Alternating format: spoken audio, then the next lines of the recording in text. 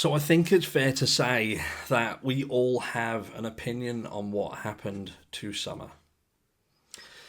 There's many people who have concluded that she was trafficked.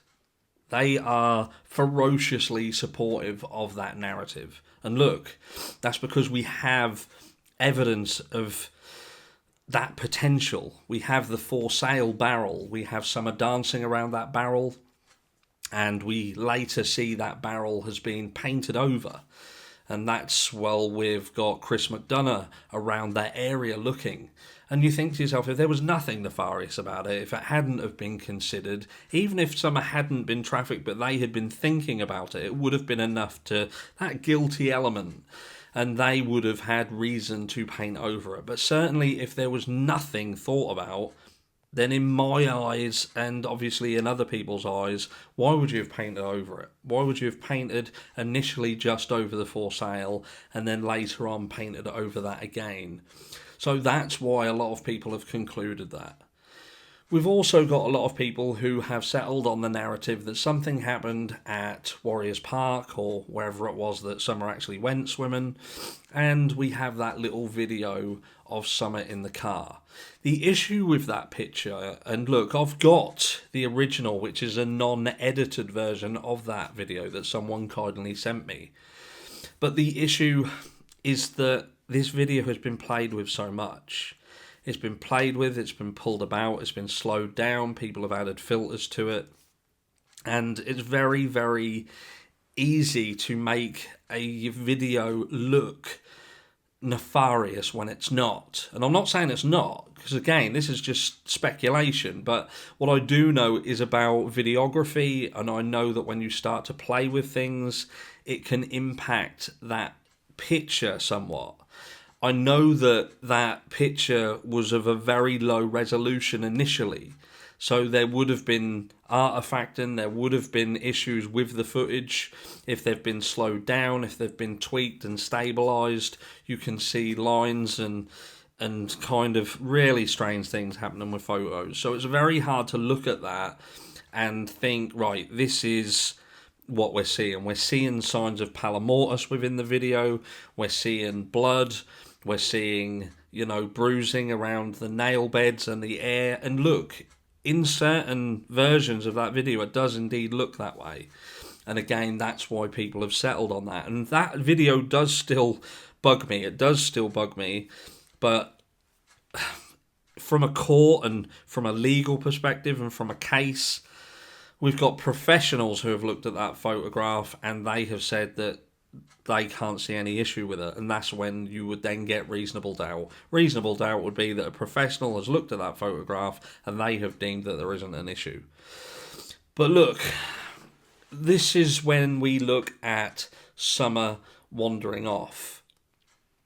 And there are other things. There are other things that could have happened. Summer could have had an accident at the property. We know that. It is possible. And the only thing that we can just about say didn't happen is that someone went onto that property and took her away. There was no evidence of it. Someone would have had to have been very knowledgeable about the area, and it's just the least probable.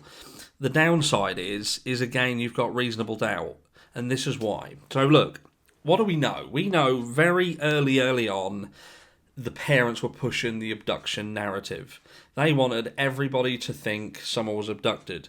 And when you think that, when the case first goes live, when the first thing you hear is abduction, it's very hard to then tune yourself away from that.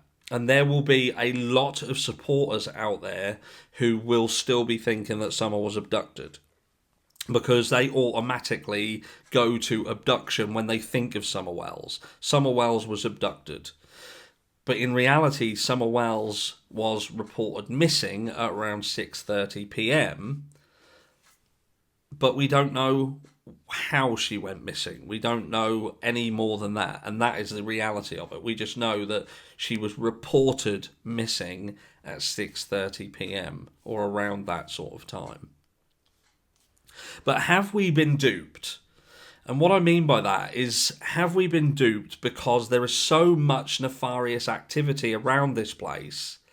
And it's very easy for us to latch on to things and think, well, this is happening, so this must have had an impact upon Summer, and this is what has happened. Like I say, back to the for sale barrel, we know that there's trafficking going on in that area. We know that there was massive busts around the time that Summer went missing. And look, this area, we've said before, it's almost like the gates of hell opened up and everybody came out of the ground and lived on Ben Hill Road. We've got talk of meth being made in the area. We've got other light trafficking. We've got families who are wrapped up in nefarious activity and wrapped up in legal activities. We've got people who are in law enforcement connected to nefarious activity going back historically, and there just seems to be so much stuff around here. There was a big bust a while back of a chop shop from that area, and that potentially had connections to other things to do with trafficking and, again, drugs. And look, when you've got all this stuff going on and you've got all these shady people and they're putting themselves front and centre, it's very easy to turn a simplistic situation into a nightmare. And I wonder whether that's why we've seen such frustration from law enforcement. And I know yesterday I kind of threw law enforcement under the bus. And the reason why that is because I feel this could have been put to bed very, very quickly. And I think when it comes to a child being missing, there should be procedures set in place that have to be followed. And that is that you take all of the people who was last to see her, you separate them for 48 hours, and you question them to death. And then you look to see whether there's any inconsistencies, and you go from there. We know that there was a situation where Candace was left with her phone for around 6 weeks. We've still got situations of Don's phone, and we've got the likes of other creators who are going on about these phones and who knows what and what was on them. And this should have all been put to bed very, very quickly. The first night, phones and everything should have been collected. The vehicles around the area should have been taken in, and they should have been checked over thoroughly to rule out, even though it's an uncomfortable path to go, if parents are unwilling to enable law enforcement to dot the I's and cross the T's, then that on its own would be enough for you to think, well, hold on, why would you not want us to rule everybody out and get that so we don't have all this drama? We don't have all this. We've done it. We know that you guys are okay, and we can put a public statement out there to say we've done all the checks, we've spoken to everybody, and we can comfortably tell you that we're happy to say that the parents had nothing to do with it. But look, that's just me. So let's go back. So, you saw at the beginning of this video just the vastness of this area. The vastness of this area. So what supports the theory that Summer could have just wandered off? What do we know? Well, let's look back to that day. We know that Summer went out. We know that Hunter was then dropped off home. But we know that this is where the issue began. In the Chris McDonough interview, that just seemed too complicated for such an easy task. We're dropping Hunter off. Hunter gets dropped off. He goes in the house and you're done. Candace doesn't get on with Ali. They're not friends. They've had a falling out. And there's no reason for them to get into any kind of conversation at all. They drop Hunter off and Hunter goes in. It gets to the point where Hunter's story and Ali's story are polar opposites. And Chris McDonough himself he's literally saying, how can what you're saying be right if he's saying that? Do you see what I mean? So there's an issue here. There is an issue there. So that's your first kind of red flag. Why is there so much confusion around Hunter being dropped off himself? And we don't even have to go into the fact that Hunter himself, by his own actions in that interview, the yawning, the excessive yawning, and, we could go into that, but we don't need to. That should have been a lot more simple in the answers, and it wasn't. It was overly complicated. There was times when Grandis and Ali and Grandma, they were nearly freaking out when Hunter was talking. They were like they were looking at each other to check, as if that story in itself was prearranged. So look, attached to that, we have a possibility that Grandis had reached out to a confidant and stated that Hunter had returned back to their house on that day. And look, even though we're not 100% sure, we're 100% sure that that was said, because it was, and that's why it's out there, and that's why I'm talking about it now. So someone said it. So it could have happened. And if it did happen, that would explain why there was such a difficult conversation around Hunter being dropped off. It could potentially also answer the question as to why Candace left 110 Ben Hill Road more than once that day. Had she left to take Hunter home? We don't know. But there we go. We do know that she left. We know that Hunter potentially could have been at 110 Ben Hill Road. What else is there? Look, we know that the parents very quickly, and Hunter again, very quickly wanted people to believe that Summer would not wander off. Would not wander off. And he did. He did say that. I know there was some confusion over that before, but Hunter did say that Summer wouldn't wander off. Now, for those of you who argue that, now if you go and listen to that, what he is saying that there are times when Candace has got wrecked off her face. She's got wrecked off her face at home, and she has thought she has lost Summer. But it turns out that Summer is just outside, because she will not leave the swing area. But Candace has believed that Summer has lost. So that is an error on Candace's part that she thinks. And that is actually what Hunter says. He doesn't say that Summer goes missing. He says that Candace thinks she's missing, but she's not. So you've got Hunter pushing the narrative that she won't wander off. You've got Don pushing the narrative that she won't wander off. You've got Candace herself pushing the narrative that Summer won't wander off, and I believe Grandis did as well. And what have these four people got in common? So these four people are the four people who were potentially the last people to see Summer before she was reported missing. But then anybody else who had anything to do with Summer will say that she did wander off.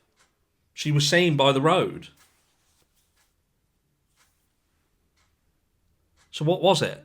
And why would this group of these specific people not want people to believe that Summer wandered off? Why these four people? Remember Candace being the helicopter mum, trying to reduce that time that she was away from Summer. So even back then, when she was saying that she walked Summer to the house, she told the boys to look after her.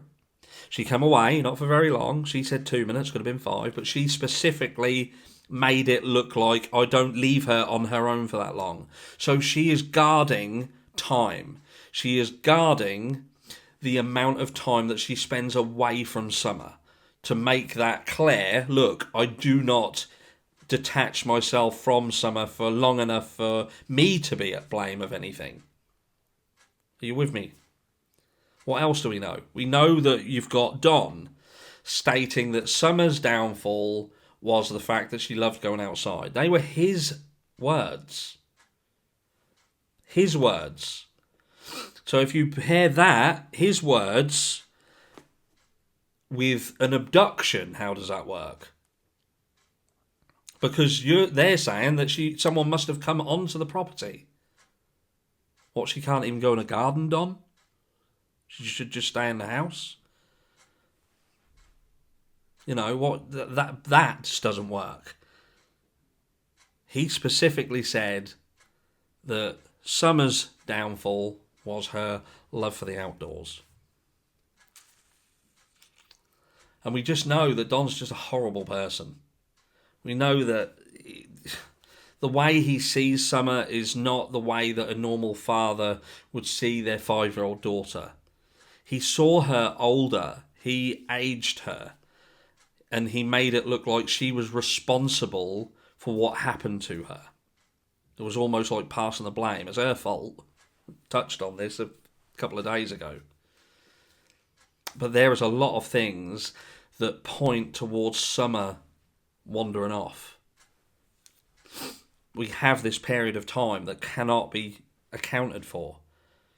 Cannot not be accounted for because Candace was doing something. Whether she was on social media, whether she was doing something with Hunter, whether they were doing alcohol, whatever.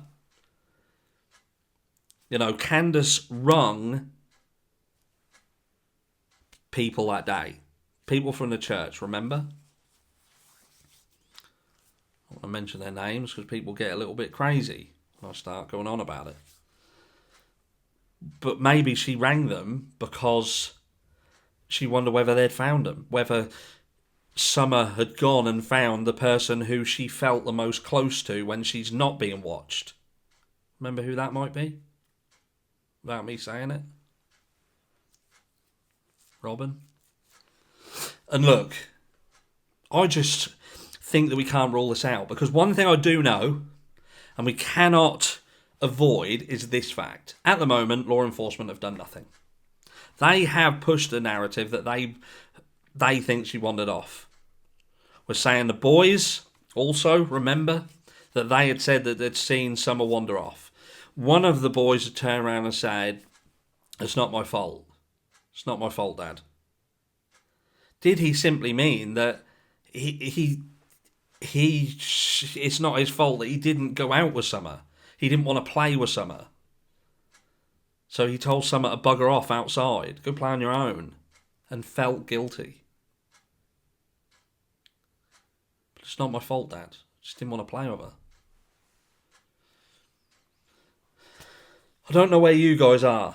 I don't know where you guys are with it, but back to what I was just saying, is we haven't seen an arrest. We haven't seen anything. Now, because of all of the stuff that's been brought up and all the other nefarious stuff that could be connected to this, and the fact that they did put a barrel up in the garden, they did state that she'd been abducted. This area is so vast. There was a sighting of a red truck that wasn't found, and all these other little things. There is still reasonable doubt. There is still that tiny thing that says that she could have been taken. And that's why. But if right at the beginning they would have turned around and said, "Look, we were busy, we didn't know, Summer wandered off, she's prone for wandering off, and she's walked off, she's gone missing," they'd have been arrested by now. They would have been facing charges. And that's why we haven't seen anything done yet. High probability is Summer wandered off, and the parents not accepting responsibility for that is what's kept them out of prison. Let me know what you think.